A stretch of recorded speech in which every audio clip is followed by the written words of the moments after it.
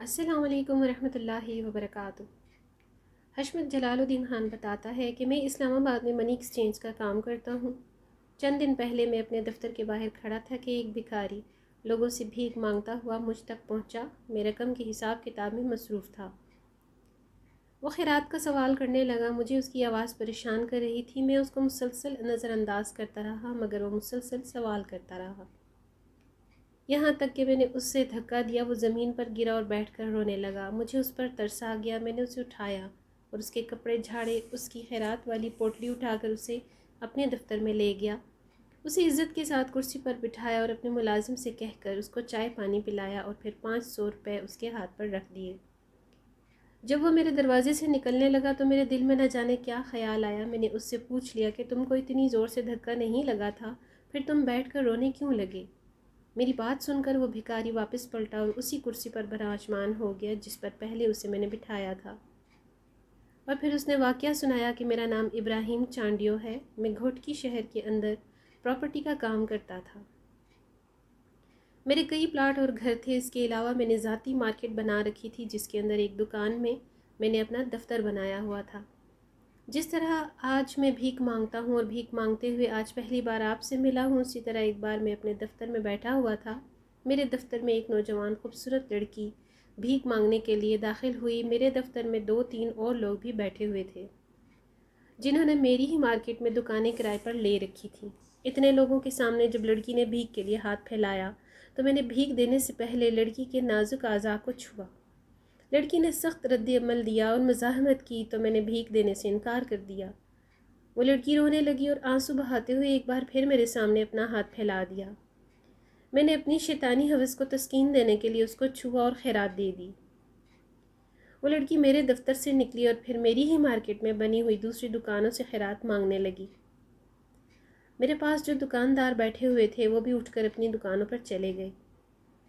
اس کے بعد وہ لڑکی روز آنے لگی۔ میں اس کے ساتھ روز ہی ایسی گندی حرکت کرنے لگا، یہاں تک کہ ایک بار میں نے اس کو کہا، اگر تم میری جسمانی ضرورت کو پورا کر دیا کرو تو میں تمہیں اتنی بھیک دے دیا کروں گا کہ تمہیں کسی اور سے مانگنے کی ضرورت نہیں پڑے گی۔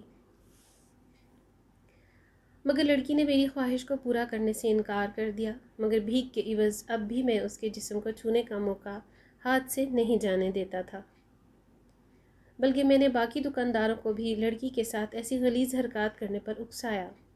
میری دیکھا دیکھی اور میرے اکسانے پر باقی دکانداروں نے بھی لڑکی کے ساتھ ایسی حرکات کرنا شروع کر دی، اور اس عمل کے بدلے وہ اتنی بھیک دے دیتے کہ لڑکی میری مارکیٹ سے 150-200 روپے اکٹھا کر کے نکلتی،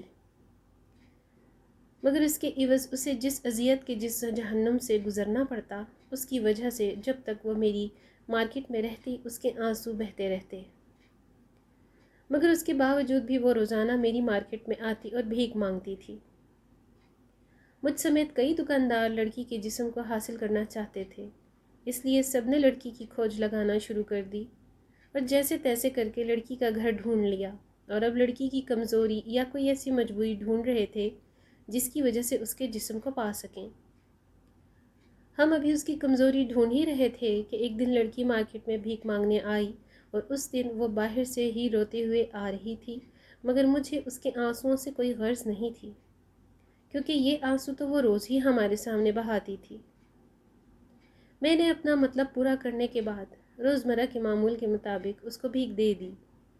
اس نے 50 روپے زیادہ کا تقاضا کیا تو میں نے 50 روپے کے بدلے اس کو زیادہ دیر تک چھونے کا مطالبہ کیا۔ لڑکی نے میری بات مان لی اور ہاتھ سے جہاں تک ممکن تھا میں نے لڑکی کا استحصال کر لیا اور اسے 50 روپے زیادہ بھی دے دیے۔ اسی طرح آج اس نے ہر دکاندار سے 50 روپے زیادہ بھی کا تقاضا کیا، اور ہر دکاندار نے بدلے میں زیادہ دیر تک اس لڑکی سے غلیظ حرکات کی اور اس کو 50 روپے زیادہ دے دیے۔ اس دن کے بعد لڑکی مڑ کر ہماری مارکیٹ میں بھیک مانگنے نہ آئی۔ جب ایک ہفتہ مسلسل گزر گیا تو مجھ سمیت سب حوث کے پجاریوں نے لڑکیوں کے نہ آنے کی وجہ جاننے کی کوشش کی۔ جب وجہ معلوم کرنے کی خاطر لڑکی کے محلے میں پہنچے تو پتہ چلا کہ لڑکی جس دن آخری بار بھیک مانگ کر 50 روپے زیادہ لے کر گھر آئی تھی اسی دن خودکشی کر گئی تھی، اور اس کے ساتھ ہی پتہ چلا کہ لڑکی کا ایک معذور بھائی تھا جو اسی دن فوت ہو گیا تھا۔ لڑکی نے جو 50-50 روپے سب لوگوں سے زائد مانگے تھے، ان پیسوں سے اس نے بھائی کا کفن خریدنا تھا۔ لڑکی نے وہ پیسے لا کر میت کو غسل دینے والے آدمی کو دیے اور ساتھ ہی بتایا کہ رات کا اس کا بھائی فوت ہو چکا ہے، ان پیسوں سے اس کے بھائی کا کفن خرید کر اس کے بھائی کو غسل دے کر دفن کرنے کا انتظام کر دیا جائے۔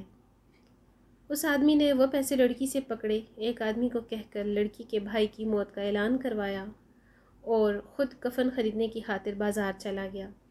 اہل محلہ جب لڑکی کے بھائی کی موت کا سن کر اس کے گھر پہنچے تو دیکھا کہ لڑکی گلے میں پھندا ڈالنے چھت کے ساتھ جھول رہی ہے۔ اس کی روح جسم سے پرواز کر چکی ہے، جبکہ ساتھ ہی اجلے بستر پر لڑکی کے معذور بھائی کی لاش پڑی ہے، جسے اپنے طور پر لڑکی نے غسل دے کر تیل اور پاؤڈر وغیرہ لگا کر بالوں کو کنگھی کر کے گھریلو حالات کی نسبت بہتر کپڑے پہنا کر لٹا رکھا ہے۔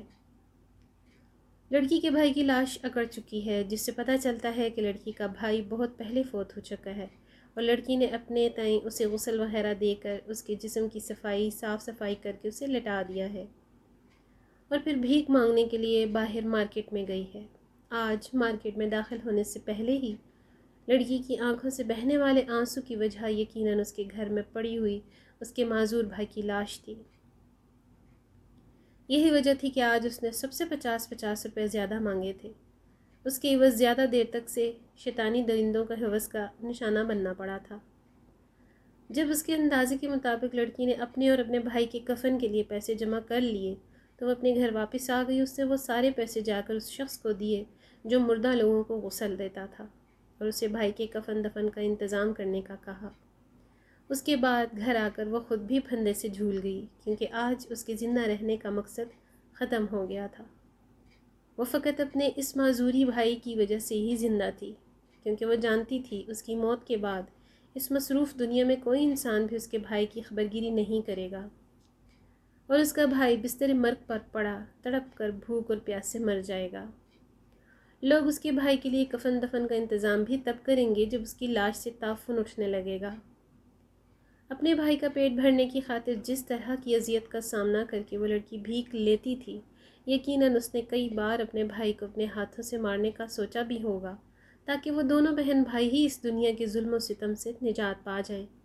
مگر بھائیوں میں تو بہنوں کی جان بستی ہے، پھر چاہے وہ گونگے بہرے، لولے لنگڑے، اپاہج یا معذور ہی کیوں نہ ہوں۔ بہنوں کے لیے اپنے بھائی کی جان لینا کہاں ممکن ہوتا ہے، اسی لیے وہ چپ چاپ ہماری درندگی سہ لیتی تھی، اور گھر آنے سے پہلے اپنے آنسو پونچھ کر مسکراتی ہوئی داخل ہوتی ہوگی، تاکہ اس کا بھائی اس پر بیتی قیامت اور ظلم کو نہ جان سکے۔ ورنہ کوئی بھی غیرت مند بھائی ایسا لقمہ پیٹ میں اتارنے سے بہتر بھوک سے مر جانا سمجھتا ہے، جس لقمے کے بدلے اس کی بہن کو مجھ جیسے درندے نوچتے ہوں۔ آج اس کا بھائی اپنی موت آپ مر گیا ہوگا تو لڑکی کے زندہ رہنے کی وجہ اور مجبوری بھی مٹ گئی ہوگی، اسی لیے آج اس نے اپنے بھائی کا کفن دفن کا انتظام کرنے کے بعد خود کو بھی زندگی کی سزا سے نجات دلا دی ہوگی۔ اس نے تو موت کو گلے لگا کر دنیا کے عذاب سے جان چھڑا لی، لیکن میرا زندگی کا عذاب شروع ہو گیا۔